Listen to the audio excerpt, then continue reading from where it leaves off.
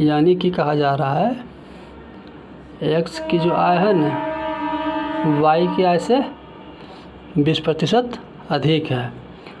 माना कि x की आय होगा 100%, कह रहा है कि y से 20% अधिक है, तो x का कितना होगा 120% होगा।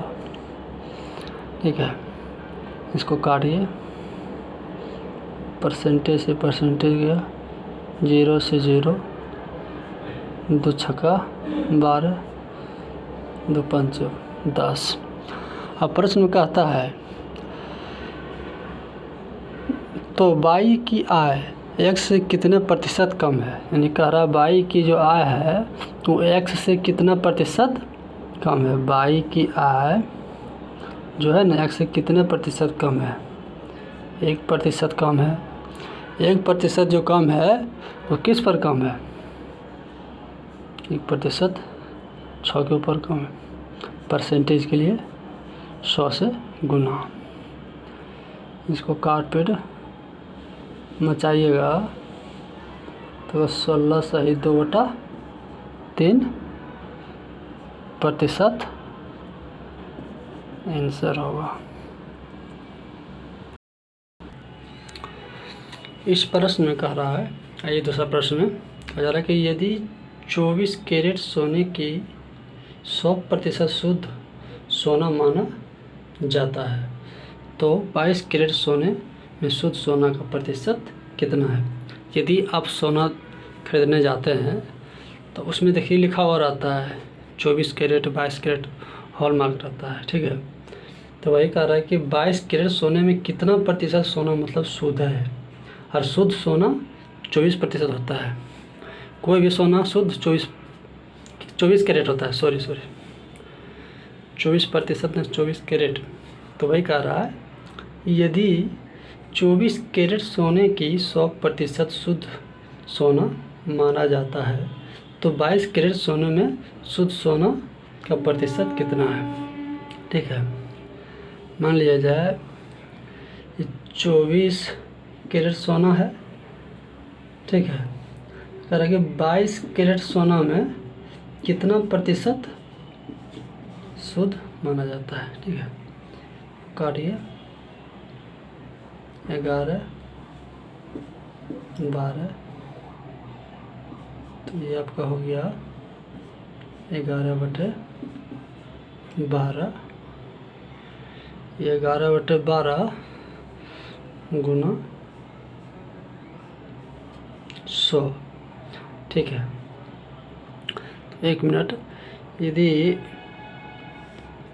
11/12 को हम लिख सकते हैं 1 माइनस 1/12, इनको यदि घटाइएगा तो वही बात होगा ना, 11/12 लिखे या तो 1 माइनस 1/12 लिखे, बात तो की हुआ। ठीक है, परसेंटेज ये आसान करने के लिए लिखे हैं। एक का मतलब है 100% माइनस 1/12 का मतलब होता है 8 सही 1/3, 1/3%। ये तो है 100%, बीच में माइनस है।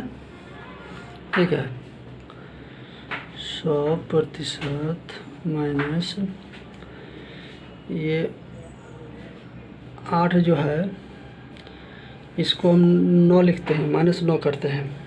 क्यों करते हैं इसके बारे में बता रहे हैं कि 2 में से 3 में से 1 गया 2, 8 सही 2/3% है यहाँ पर 8, लेकिन हम घटाते हैं 9। 100 में से यदि 9 घटाइएगा तो कितना बचेगा, 100 में से 9 घटाइए तो कितना बचेगा, 91 बचेगा। और ये 2/3%। ठीक है, ये इसलिए कि परसेंटेज निकालने का विधि है, इससे देर कीजिएगा ना तो आसान होते जाता है।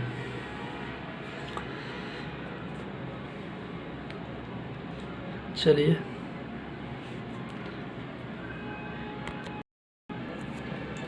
आशा करते हैं आप लोग समझ गए होंगे। इसका आंसर क्या हो गया?